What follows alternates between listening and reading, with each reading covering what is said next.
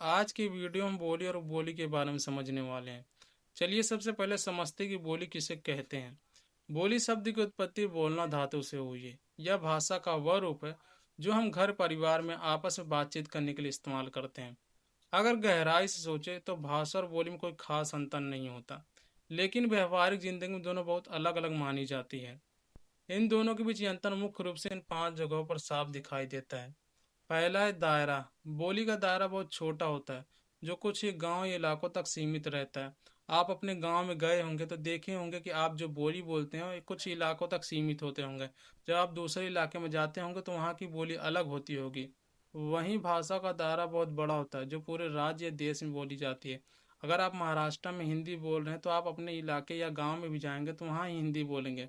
हिंदी भाषा के अलावा कोई और भाषा नहीं बोलने लग जाएंगे। आप हिंदी भाषी हैं तो हिंदी बोलेंगे। अब इसे उदाहरण से समझते हैं। ब्रज भाषा या भोजपुरी किसी खास इलाके जैसे मथुरा या बिहार के कुछ हिस्सों में बोली जाती है, इसीलिए बोलियां हैं। लेकिन हिंदी पूरे देश के एक बड़े हिस्से में समझी और बोली जाती है, इसीलिए यह एक भाषा है। दूसरा, इस्तेमाल। बोली का इस्तेमाल सिर्फ बोलचाल और आपसी बातचीत के लिए होता है। इसके उलट भाषा का इस्तेमाल पढ़ाई लिखाई, दफ्तरों के काम में, किताबें लिखने और शासन चलाने में किया जाता है।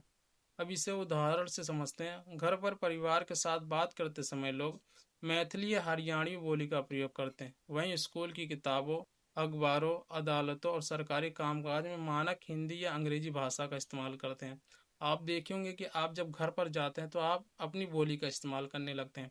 जब स्कूल जाते हैं, ऑफिस जाते हैं या किसी और जगह जाते होंगे तो वहाँ आप हिंदी या अंग्रेजी भाषा का इस्तेमाल करते हैं।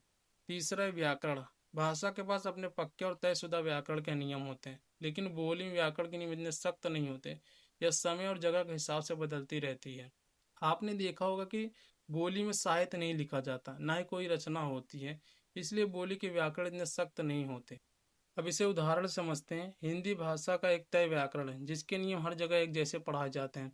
चाहे वह इंटरनेशनल स्कूल हो, चाहे वह सरकारी स्कूल है, चाहे या प्राइवेट स्कूल है, हर जगह हिंदी के व्याकरण एक जैसे ही रहेंगे। इसके विपरीत राजस्थानी बोली के अंतर्गत आने वाली उप बोलियां जैसे मेवाती, मारवाड़ी थोड़े थोड़े किलोमीटर की दूरी पर अपने लहजे और व्याकरण को हल्का बदल देती हैं। चौथा है समझ। एक ही भाषा के अंदर कई अलग अलग बोलियां हो सकती हैं जिन्हें थोड़ा बहुत समझने में दिक्कत आ सकती है, लेकिन एक मानक भाषा को आमतौर पर सभी लोग आसानी से समझ लेते हैं।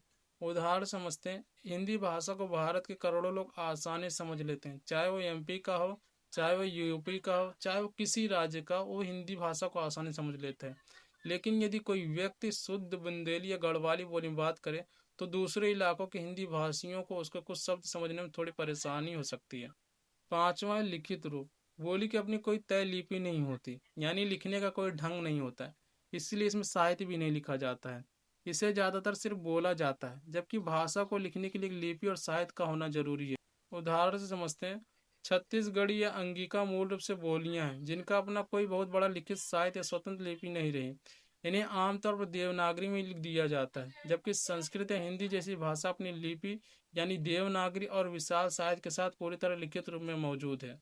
अब बात करते हैं हिंदी की बोलियों की। हिंदी की 18 बोलियां हैं। नंबर 1 खड़ी बोली जिसे कौरवी भी कहा जाता है। नंबर 2 ब्रज भाषा। नंबर 3 हरियाणवी जिसे बांगरू भी कहा जाता है। Number 4 Bundeli. Number 5 Kannauji. Number 6 Marwari. Number 7 Jaipuri जिसे हड़ौती या ढुढाड़ी भी कहा जाता है। Number 8 Mewati. Number 9 Malvi. Number 10 Kumaoni. Number 11 Nepali. Number 12 Garhwali. Number 13 Awadhi. Number 14 Bagheli. Number 15 Chhattisgarhi. Number 16 Bhojpuri. Number 17 Magahi. Number 18 Maithili. अब समझते हैं वो बोली क्या होती है। जैसे भाषा की कई बोलियां होती हैं, वैसे ही एक बड़ी बोली के अंदर छोटे छोटे और रूप बन जाते हैं जिन्हें वो बोली कहते हैं। जब कोई बोली बहुत बड़े इलाके में फैल जाती है तो अलग अलग जगहों पर बोलते बोलते उसके बोलने के ढंग में थोड़ा बहुत बदलाव आ जाता है।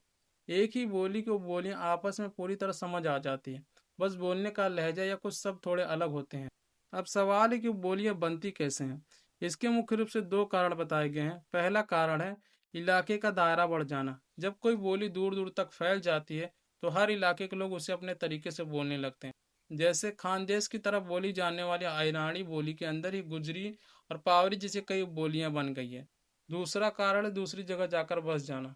कई बार कुछ लोग अपना घर बार छोड़कर किसी दूसरी जगह जाकर बस जाते हैं अपना घर बार छोड़ने का बहुत सारे कारण हो सकते हैं। किसी के पास भाई बहुत ज़्यादा पैसा है तो यहाँ से हट के दूसरी जगह शिफ्ट हो जाए, या बहुत सारे लोग रोजगार के लिए दूसरे सिटी चले जाते हैं अपना गांव छोड़कर। या बहुत सारे लोग, तीसरा कारण भी हो सकता है कि बहुत सारे लोग मतलब इतनी कमाई नहीं हो पा रही है गांव में, तो छोड़ के हम सिटी चले जाएं, वहां कमाओ और घर वालों को भेज सके ताकि हम भी खा सके और घर वाले भी खा सकें। सबके अलग अलग कारण होते हैं घर बार छोड़ने का। अब आगे समझते हैं। शुरुआत में वो अपनी पुरानी बोली बोलते हैं, लेकिन नए इलाके में रहते रहते वहाँ की भाषा अपना लेते हैं। फिर भी उनकी पुरानी बोली का असर उनकी बातचीत में थोड़ा बहुत रह जाता है। जैसे जहाँ खड़ी बोली बोली जाती है, वहीं मुरादाबाद जिले में रहने वाले पछादा जटों की अपनी एक अलग बोली है, जिस जगह पर उनकी पुरानी संस्कृति की छाप दिखाई देती है।